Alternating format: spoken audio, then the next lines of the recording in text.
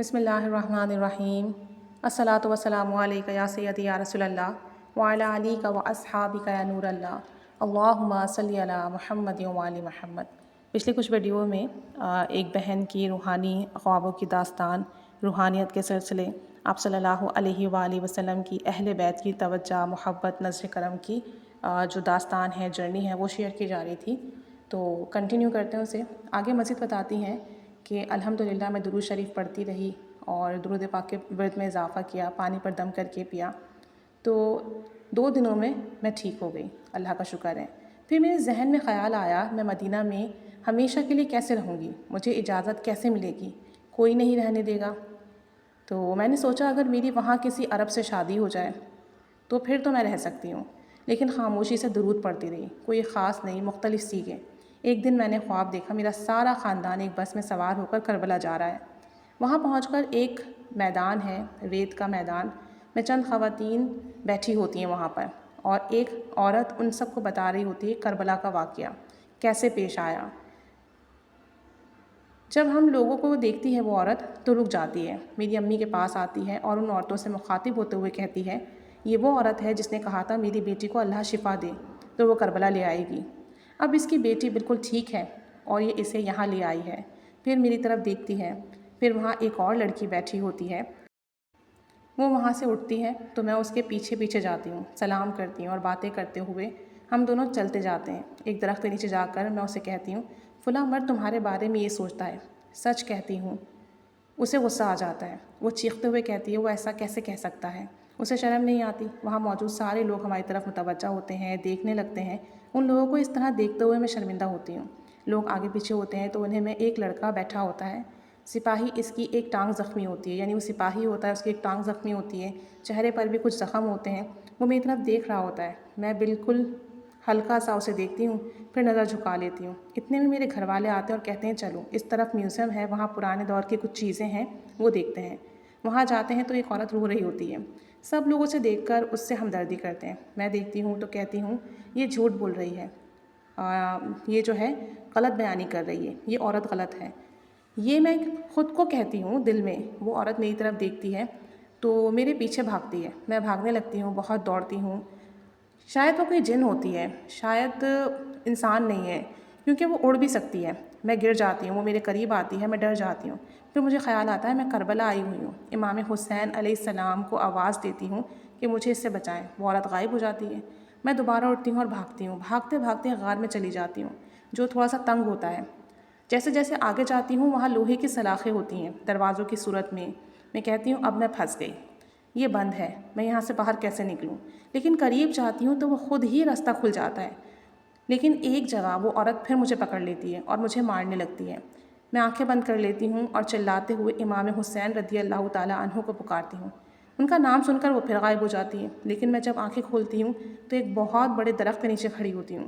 بہت سی عورتیں کھڑی ہوتی ہیں وہاں، درمیان میں وہی لڑکا جو زخمی کھڑا تھا وہ ہوتا ہے۔ عورت اس کی طرف متوجہ ہوتی ہیں، وہ عورتیں۔ میں حیرانی سے سب کو دیکھتی ہوں کہ میں کہاں آ گئی ہوں، میں یہاں کیسے آ گئی؟ وہ لڑکا میری طرف دیکھتا ہے۔ ایک عورت میرے پاس آتی ہے اور کہتی ہے تمہیں پتہ ہے تمہیں کس نے بچایا؟ میں اس عورت کو دیکھتی ہوں، وہ کہتی ہے جن کو آواز دے رہی تھی نا مدد کے لیے، انہوں نے ہی اس لڑکے کو تمہیں بچانے کے لیے بھیجا ہے۔ ہم لوگ اپنا گھر بنوا رہے تھے تو کچھ پیسے کم ہو گئے۔ کہتی ہیں بہت پریشان ہوئے، اب کیا ہوگا؟ میں نے امی سے کہا امی درود شریف پڑھیں۔ میری بہنیں بھی درود شریف پڑھنے لگیں، ہم تینوں درود پاک پڑھنے لگیں۔ چند ہی دنوں میں اللہ کا شکر ہے اللہ نے اسباب پیدا کر دیے اور ہمارا یہ مسئلہ حل ہو گیا الحمدللہ۔ اب ہم اپنے گھر میں رہ رہے ہیں۔ کہتی ہیں کہ اس سے پہلے میں نے خواب دیکھا میں حج کے لیے جا رہی ہوں اور زمین جو ہے پتھریلی ہے، پتھریلی زمین پر کھسکتے ہوئے میرے ہاتھ، میرے گھٹنے زخمی ہو جاتے ہیں، لیکن مجھے تکلیف نہیں ہو رہی۔ میرے ساتھ دوسرے لوگ چل رہے ہیں لیکن مجھ سے چلا نہیں جا رہا۔ اپنی پوری طاقت لگاتے ہوئے میں آگے بڑھ رہی ہوں۔ ایک جگہ رکتے ہوئے سب پانی پیتے ہیں، میں بھی پانی پیتی ہوں، خوش ہوتی ہوں حج کروں گی۔ پانی پیتے ہوئے مجھے خیال آتا ہے مجھے اپنی دوست کو بھی بتانا چاہیے کہ میں حج کے لیے جا رہی ہوں۔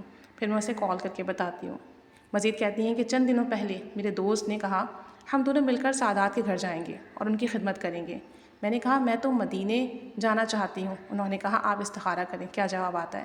میں راضی نہیں ہوئی۔ انہوں نے کہا کچھ نہیں ہوتا، کریں تو آپ استخارہ کریں۔ میں نے کہا ٹھیک ہے۔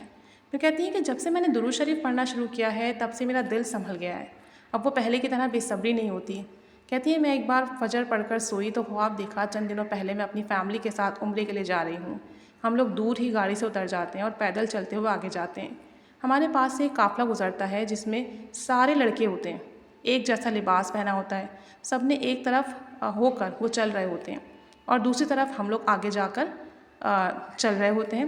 تو میں آگے جا کر اس کو دیکھتی ہوں، اس قافلے کو دیکھتی ہوں۔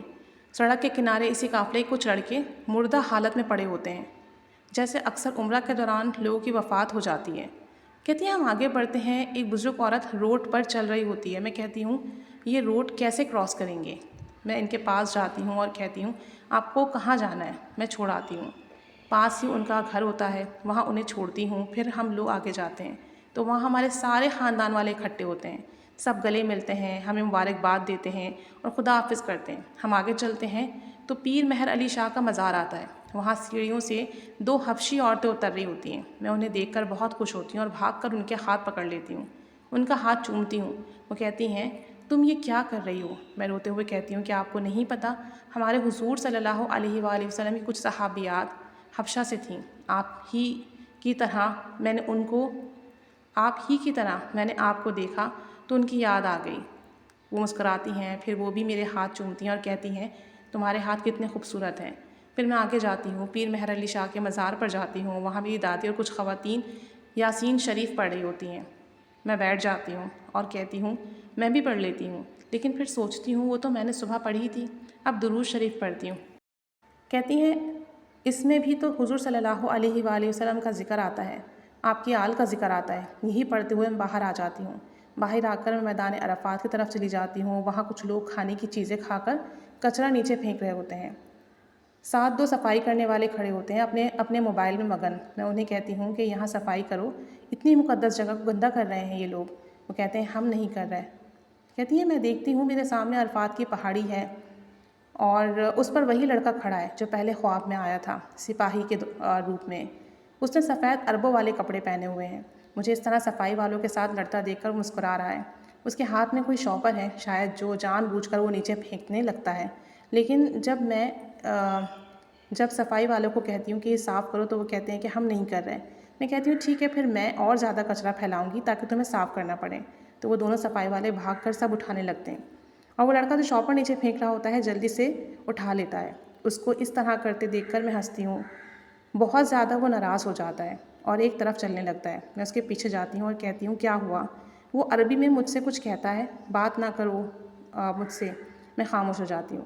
حقیقت میں اس لڑکے کو نہیں جانتی، کون ہے، کدھر رہتا ہے نہیں معلوم، لیکن یہ 2 بار میرے خواب میں آیا۔ انشاءاللہ تعالیٰ آگے جو ان کی مزید ڈیٹیلز ہیں، مزید خواب ہیں، روحانی سفر ہے، وہ اگلی ویڈیو میں شیئر کیا جائے گا۔ اللہ تعالیٰ ہم سب کا حامی و ناصر ہے، اللہ تعالیٰ ہم سب پر رحمت کرم فضل کی نگاہ فرمائے اور ہمیں درود پاک استغفار کی خاص برکات نصیب فرمائے، آمین۔ آپ سب اپنا خیال رکھیے، دعا میں یاد رکھیے اور امت محمدیہ کے لیے خصوصی دعا کیا کریں۔ جزاک اللہ خیرہ۔